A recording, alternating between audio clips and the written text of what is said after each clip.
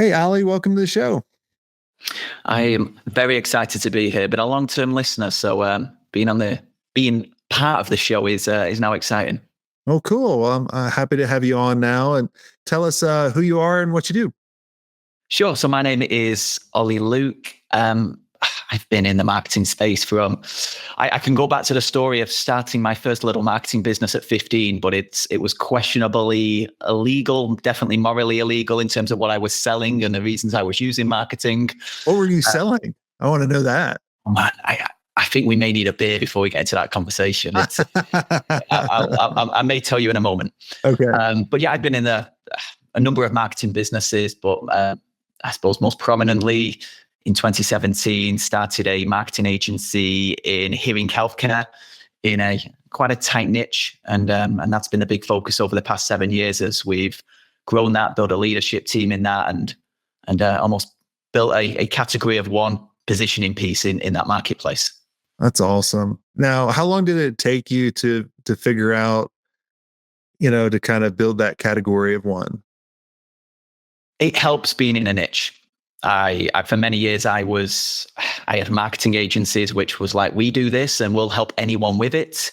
The decision to be very, very niche down and very, very specific about we help these types of businesses that fit this very specific industry, that really helped because it's not a big industry. Like if we really laid it out, there's probably about 2,000 businesses in the world that fit a potential client fit. So we're not looking for quantity, we look for quality. So when you're playing in that space, you're not playing against 100 competitors. You're playing against two or three, and Yeah. you find your sweet spot, and you can become very, very good at that sweet spot. In my Yeah. experience, Well, I love that too. And one of the things we were talking about kind of the pre-show is you've really kind of grew your agency off the backbone of creating a community. Is that correct? yeah. So it was a very accidental situation that occurred. So when we started in 2017, traditional agency model, like we had one-to-one relationships with clients, we did the work for them, and they didn't know who else we work with. They weren't particularly interested. But the joy of COVID, when you're in one industry, where nobody competes with each other, but they've got a lot of similarities, is during COVID, we decided to go, okay, we're going to have a weekly campfire chat and all clients are going to come together and we're going to hustle through this period. And we almost pivoted from being a marketing company to being a communications company because Mhm. as healthcare providers with patients who still needed support and care, like we helped them to grow reputation and brand within their community for helping when others didn't. And we just had to pivot to help them during those moments. And that formed a community and a bond between people who were together during some of their hardest times as business owners.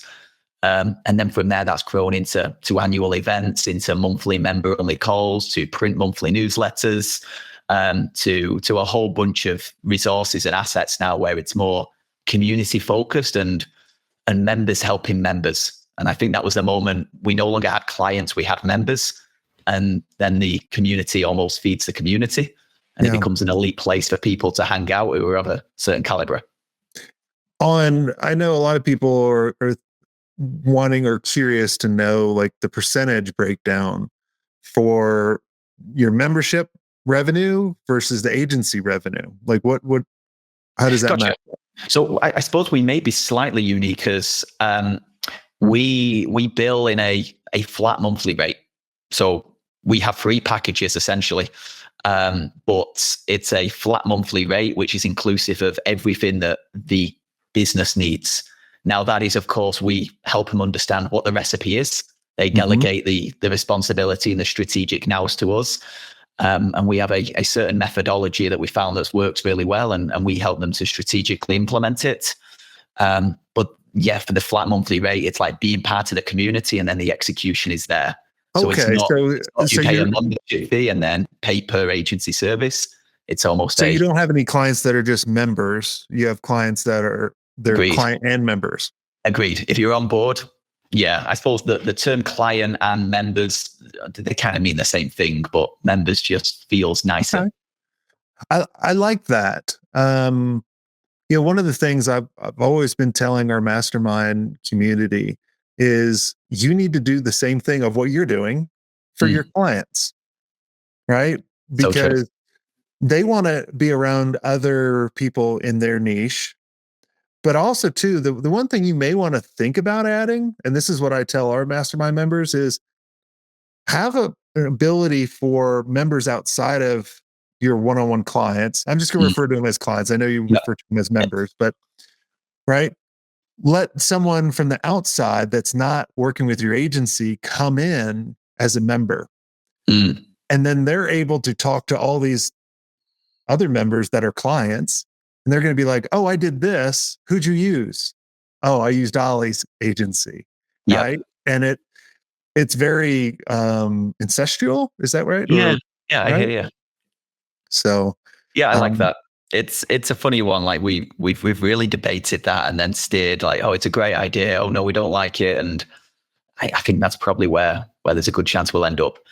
And even the way we've structured it is the promise and the situation within is we have said we're going to cap out at 100 clients. We don't want more.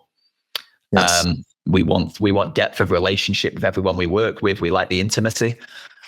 So when we get to that point, we're at 74 right now, and I'm kind of slowly and purposefully adding the right clients. That's probably when we're going to reach a point where we need to look at alternative model and alternative areas for growth. And I think that will be it. Well, that was when I interviewed Seth Godin, I asked him about an agency that he really respected. And the one that he was talking, I don't remember the name of the agency. I don't even think he said it, but he said they capped off the amount of clients that they wanted because they felt like they were at a great size for the number of people on their team. Mm. And so, but their clients always knew that they only wanted to work with 25 clients at a time. And so then it was like clients didn't want to get fired.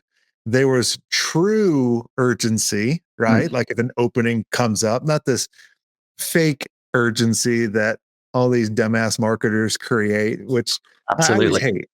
Yeah. Yeah. Agreed. It's such a trust-based economy. It's not a good start, right? If your marketing company instantly burns trust by trying to manipulate you on day one. Yeah. It's and I'm the type of person where you have to kind of earn my trust versus other people are kind of you have to lose my trust.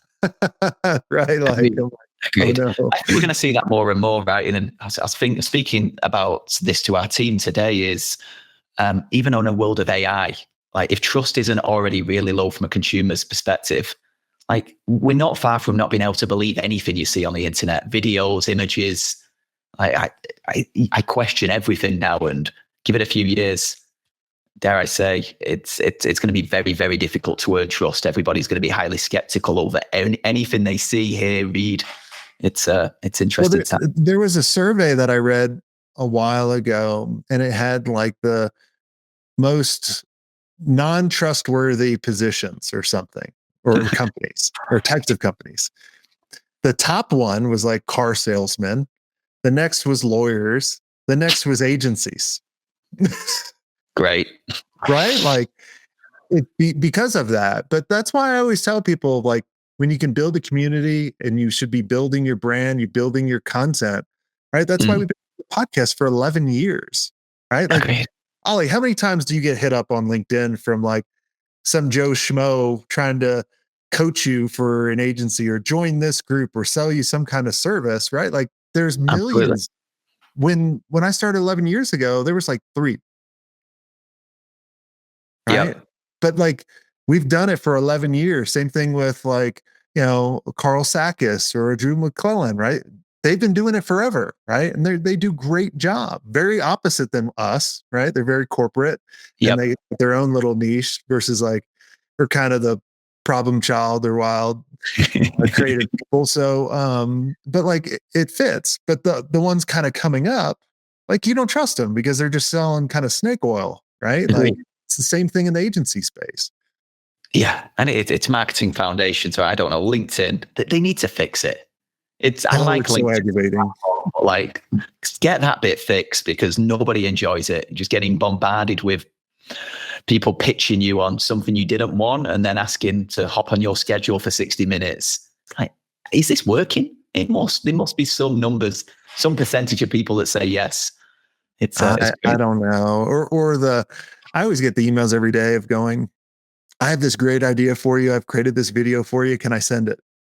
I was yeah, like, well, you're already starting off lying to me because you would already send it if you actually created it. And then like if I do reply, then they do send me this generic email with like my website in the background. I'm like, good God, you're marketing like it was 5 years ago. yeah, agreed. I don't know. There seems to be an expectation that the people you're marketing to are idiots. I Yes. don't know.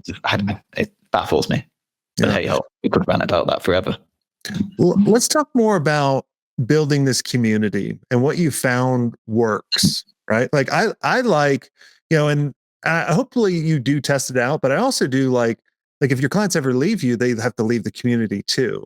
So it's almost kind of this black Agreed.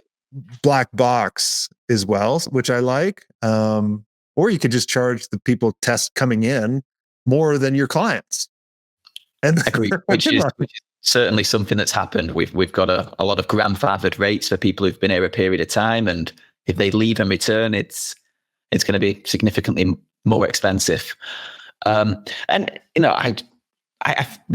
there's a lot about our community that I want to improve. There's areas that certainly aren't where I want them to be, but on the whole, it really helped that COVID was the catalyst for it. Like getting people together during their darkest times and seeing them work together and collaborate, it builds certain character in that group. So like that group's been great. That's helped. The challenge we've had since then is how do we now embed newer people into the community that weren't part of, the bunch of veterans that have been to war together that do you have certain have kind of like this? Do you have like kind of like cluster of groups like? Yeah, unfortunately, we're trying to close that cluster as much as possible, but it's certainly there. There's nothing that we found that does a better job than in-person events. Yes. And once again, I do think face-to-face communications and some of the old school things are probably going to rear their head again more and more during this AI world where human emotion and human touch is probably going to become slightly more important. But yeah, and this sounds ridiculous to say, but there's nothing that adds more value to a community than getting people together and getting them drunk. Like when people are going out and having food and actually socializing, like that's where weight of relationship can become huge. So I'd say that's one of the biggest ones, getting people together and creating space that it's not at an airport at a hotel next to an airport, but like take people, give them an experience. We've got 50 of our US clients coming to London in June. So many of them are coming to Europe for the first time. We're doing an Austin Powers themed event. So we've got the UK's #1 Austin Powers impersonator who's going to be there. It's going to be a very 60s themed and 2 days, going to be a lot of fun, but giving them a real experience that is going to build relationship and depth in that community as well. Yeah, that's what we found with our community is, we do 2 events a year. One, Elevate, is kind of open to the public after we screen them. And it's amazing where you get the right people together as long as you curate it. That's the biggest thing. Agreed. Right? You can't have the people with different agendas in there.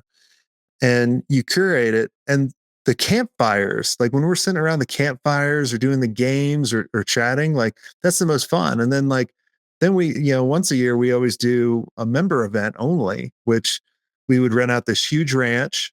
This year it's in the fall in Aspen, Colorado. We go horseback riding, we go fly fishing. Like it's not the typical boring conference, right? It's all orchestrated to get people to have those conversations, to build those connections. So then they're not alone, right? I think that's where, and I've hired a lot of agencies. I wish they did what you did, right? With the community, because I'd love to get around other people like me that they're helping, but that's exactly they don't. Like, it's crazy. You know how much, like, as an agency, right? And I say this to all our clients when they first come on board, when I'm encouraging them to maximize the community, is like, no matter what challenge you're facing right now or puzzle, there's probably someone in the community that's dealt with it, solved it, has a story to tell that will save you time, money, energy, resource, give you extra sleep at night. It's like, that is a value add that we can give as a company. that cost us nothing to do. Like we just put people together. And And it yeah, saves you time huge because value. they're not hitting you up for Agreed. all those answers. And we don't have many of the answers, right? I have never run the business that we're marketing towards and who we serve. And yeah, you put people together, and it's yeah, a lot of challenges get solved, and it adds a huge amount of value without you even being part of it. Yeah, I mean, that's the thing about, our community that we built. The only thing lacking for my business to capitalize on that is what you're capitalizing on, right? So we'll tell people, hey, here's where you need to go. Here's who you need to connect with. Here's this best strategy, and actually what to do, but they have to go do it. What I Mm. like about your model, right? Like you'd be like, oh yeah, here's the email marketing campaign that you need to do. We can do it for you if you want. And then you just go do it. Right. Yeah, Like it's just, it enhances it even more. And that's why I'm like, everyone listening, you have an agency, you don't build a community of just your clients together. It's crazy. Like, why not? yeah, it's so true. And of course, you end up with things like competition. You've got to manage all these things, right? You get people who don't want to be in the same room as their competitor. So there's some limitations about if you're introducing your clients together. Like you've got to ensure a few things add up, and mainly the values of the people that you work with are aligned. We've all been That's in the a stage. biggest key. Agreed. We've all been at a stage of an agency that you'll just take any old client, even if you don't particularly like them, just because you need the client. And the thought of introducing the one who's a pain in the backside to the one who's bouncing off the walls of energy fills you with fear. Like you need solid values, and that takes a little bit of time Well, to understand what those are. yeah. Well, I think too, if it's just like hiring someone. So our agency experience used to be at my house. And so when Darby would qualify people, I'd always say, they're going to be at the house. So anybody you want to invite at your house for dinner, they can't come. Beautiful. Yeah, it's a great Right. way. They have to believe in what we believe in. Right. Like, a lot of times we'll jump on a call with an agency and we'll start asking them, hey, what's the revenue? And if they're not transparent with that, and they're like, oh, I don't want to tell you, I'll have to send you an NDA. Like, well, you're not going to work in the community, right? Because where are you going to make everybody sign an NDA? Like, it's just like, I get like some stuff is very private, but top line revenue is not going to hurt anybody. Yeah, yeah, absolutely. So yeah, it's true. And I think even from our marketing perspective, we don't have a sales team. We don't really have a marketing team. We deliver some signature pieces of content, typically through webinars and through a weekly newsletter to prospects. And then we've got everything dialed in so that people that reach out, it's just a very easy qualification call and scheduling an onboarding date, which has been nice. How did you choose your niche? It was such an accident. So the backstory was I had a small marketing company in the UK, and I had a client at the time who was just about to launch a book. He was a speaker, a guy called Phil M. Jones, and he was doing some work in the hearing care industry in the US. So as a speaker, going around doing some consulting with some of their big clients. And then he invited me out to Houston, Texas, because he was hosting a small event there for a few clinics. I was very reluctant to go for a couple of reasons. The first one was I'd only been to the US once prior to that, and it was to Cleveland, Ohio for a Dan Kennedy event. And my view was the US was very overrated based on what I had experienced.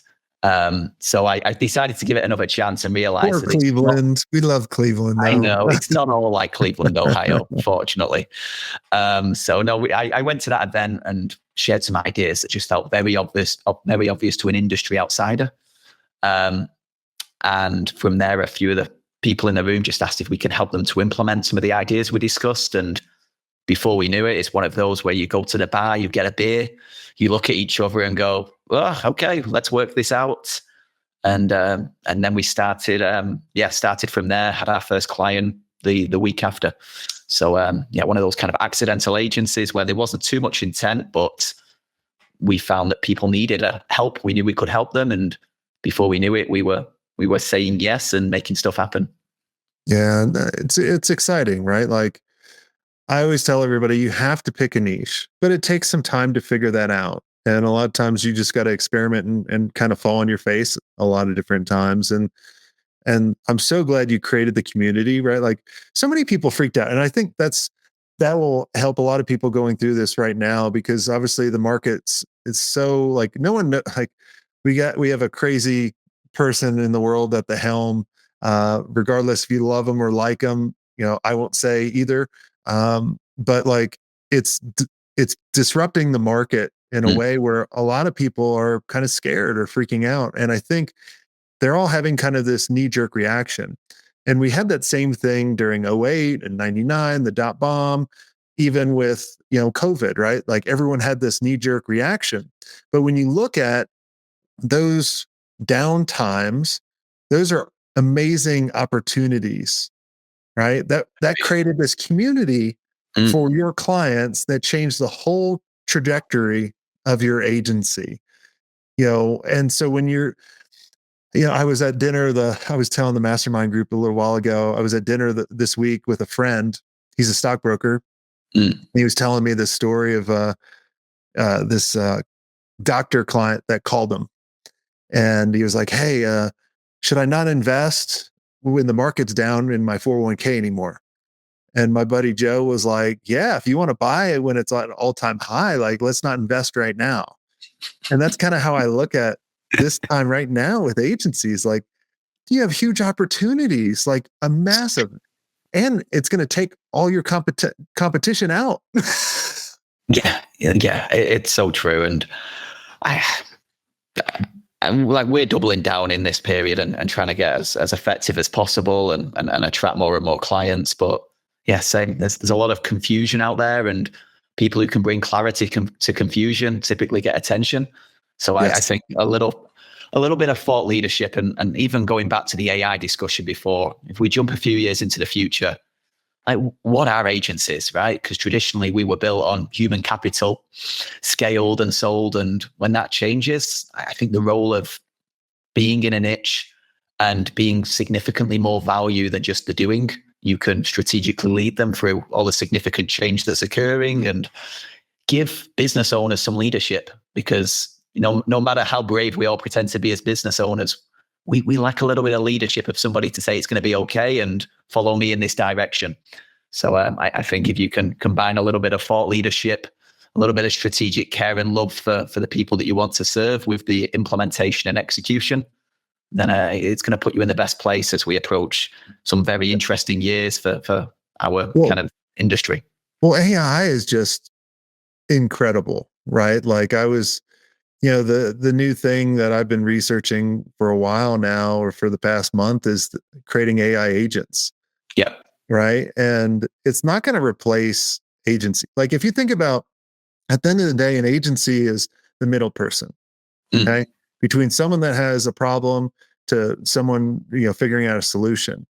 And so there's always going to be that person. Now, that agency may not need 50 people or 100 people that it used to, right? Like when I had my agency and we were over 100 people, I could create the same thing last year, let's say before AI, but all this digital media and all these tools and all this kind of stuff, I could create the same agency with probably around 30 people. Yeah. Okay. So now with AI, if you think about that, now I can probably get that down, especially as AI gets better and better. I could probably create it with 10, right? Agreed. Have an 8-figure agency with 10 people. Crazy, right? I think that's it. And it depends, like, what's the value going to be on in the past? Because I think there's going to be a squeeze in one direction, because I don't know, I look at how many people pay agencies for the work they do, and people know what's going on with AI. So the question is, like, do I get more for my money or do I pay you less? So Well, yeah, we were just talking in the mastermind. I just got so we have a bunch of different groups, and sometimes we'll get like performance agencies in a group, and we'll get creative agencies in a group, and we'll just have discussions. And one of the discussions today was around this, and they were all talking about the bigger brands are coming to them and saying, "Hey, I want to reduce budget with less people in using AI and putting mm, out like RFIs in order to do this." Right? That's how they're thinking. interesting. Um, and they're just like, we just want to leverage AI. So the agencies that understand AI and can communicate that and have that expertise they're going to have a leg up. That's Yeah. what the clients are looking for, because they hear it in the news like, oh my gosh, all creative agencies are going to go away because you can go to ChatGPT and create the ad. Yeah. Like, but you still have to have someone figuring out what to produce Absolutely.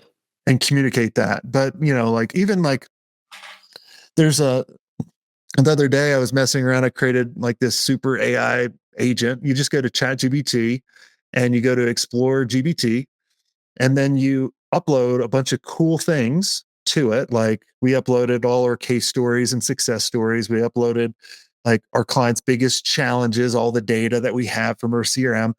We uploaded our brand voice, and then like it knows our tone or knows our voice. And then I can share out that link with my team, and they're like, write me a blog post on this, write me a LinkedIn post on this. And it's like, Yep. I did it in 2 seconds, and it's probably better than what I would thought because it's combining all that data together. Interesting, right? And yeah, I feel like we're almost on iPhone 2.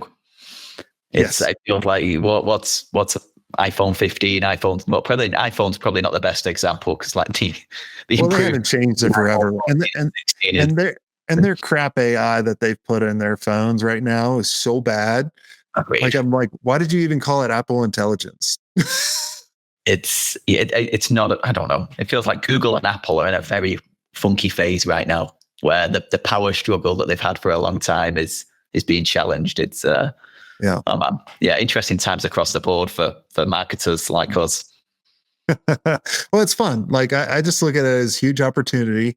At Agreed. first, when things start turning around and you start watching the news, like I had a knee jerk reaction. I'm like, well, glad I made my money. And then I'm like, well, hell, I can make more because there's huge opportunity. And then like you just change your perspective versus like, AI is going to replace everything. It's not. Like, that's ridiculous.